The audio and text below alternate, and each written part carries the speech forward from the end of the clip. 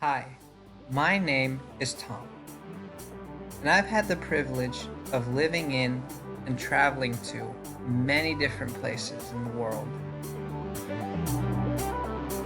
I go to college in Michigan, but I've got family and friends all over the world. To see them, I have to do even more traveling. My destination this summer? The Netherlands.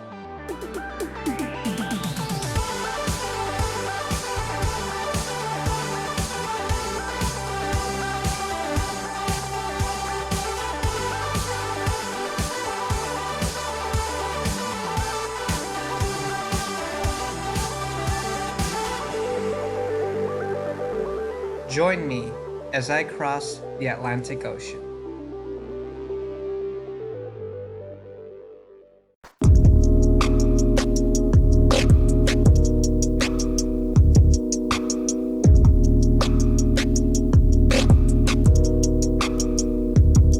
Here I am at GRR-MCO International Airport in Grand Rapids, Michigan. I've already checked into my first flight. A friend just dropped me off. What I like about Grand Rapids is there's no people that are like trying to push you to go away, so you can take your time to say goodbye. But let's head into the terminal now.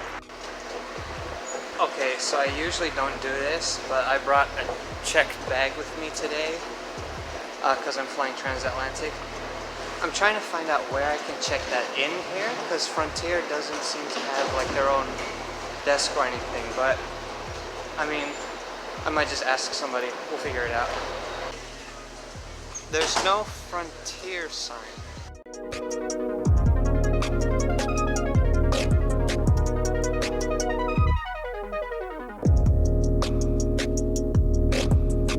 So it turns out I was not at the low-cost carrier part of the check-in, so I went there, checked in my bag. They were really friendly.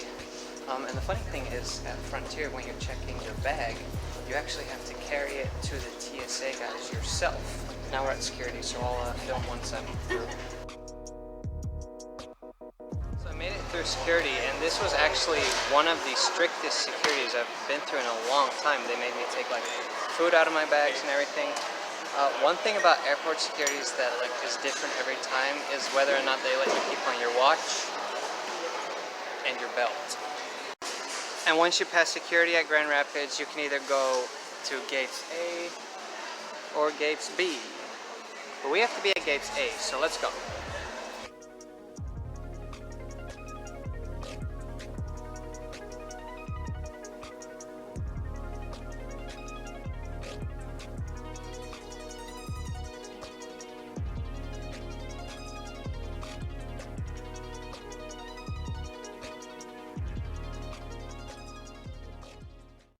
So I'm here in the waiting area of Grand Rapids GRR-MCO International Airport, although so far I only see domestic flights on the schedules. It is really nice Grand Rapids has an airport though. When I went to Colorado a few months ago, I mean, the fact that I don't have to drive all the way to Chicago first, that's really helpful. And, I mean, Grand Rapids deserves it. This will serve as the final call for Delta Flight 1916 with service to Detroit, gate A4. Final call for Delta Flight 1916, service to Detroit, gate A4. So that's not our flight. No, as I was saying, I love Grand Rapids. I go to college here, and this place, it really feels like home. Great friends, and I love the city. It's kind of sad there aren't a lot of trains. There's one Amtrak a day, but I mean, every once in a while I go to Chicago just to be able to like see some more trains. The thing is, my family lives in the Netherlands, in Europe. I'm actually going to fly over there right now. So that's why I'm going to Orlando. I'll transfer to Dublin, and then in Dublin, by this time tomorrow, I'll fly to Amsterdam. Okay, one thing about a tiny airport like GRR-MCO is it's so quiet.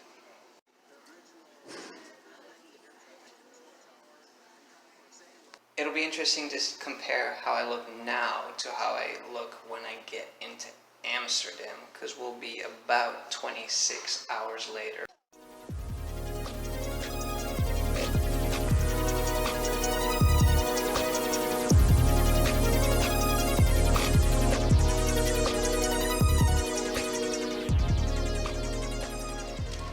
there's our plane. So I've gotten to my gate because my plane's here, and the cool thing is it is gate A1. But what's even cooler is my seat. I've never done this before, so I'm really excited to sit at seat 1A. That's right, the very first seat, 1A. Today's flight to Orlando was a very busy one. I mean, who doesn't want to go to Florida? I had flown with Frontier before when I went to Colorado, and that was a good experience, so I was looking forward to flying with them again today. And there's me, sitting at seat 1A. Really, the coolest part about 1A is the number, but sitting in the front row does have its perks. Frontier seats are all made out of leather, but up front, you've got extra leg room. The seatbelts were different than I'd ever seen them before. On top of the straps, they had some sort of thick protective layer. It felt very sturdy. I figured it probably just had something to do with sitting in row 1. The fasten seatbelt sign was actually on for most of the flight. What's interesting about the front row is that during boarding, when you look out the window, you look inside the jet bridge. Did I mention the legroom was fantastic in the first row? The tables were stored in the armrest. I've seen that before. We didn't actually get any drinks or snacks on board, so I used it to lay down the safety information card of this Airbus A320. Putting the table back requires a bit of force.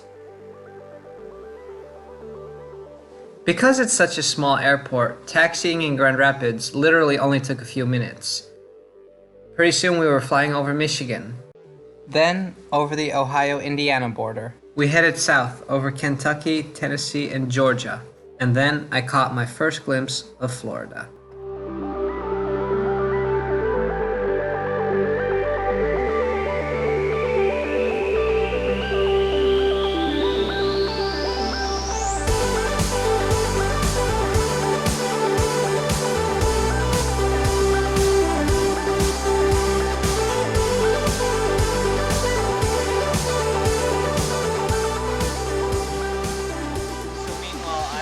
At Orlando. You can kind of tell this is a very cool place, but if you want to see more, you'll have to watch my next video. For now, let's finish the flight review. So what did I think of Frontier? Honestly, it was a very good flight. My last experience with Frontier was positive, but this was probably even better. The flight attendants are super friendly. Frontier has like leather seats, so it was very comfortable. The flight was not too bumpy, like there wasn't a lot of turbulence, even though apparently the weather is so bad here now that we were the last flight to come in. All the other flights after us were canceled. Kind of makes you wonder what people in Florida consider bad weather. But as for seat 1A, definitely a bucket list experience, even if it's just like for the idea. Because, I mean, there was more leg room. But other than that, it's not much different from a regular seat. So I'm going to explore Orlando for a little bit. You'll see that in my next video. After that, we're flying Aer Lingus to Dublin.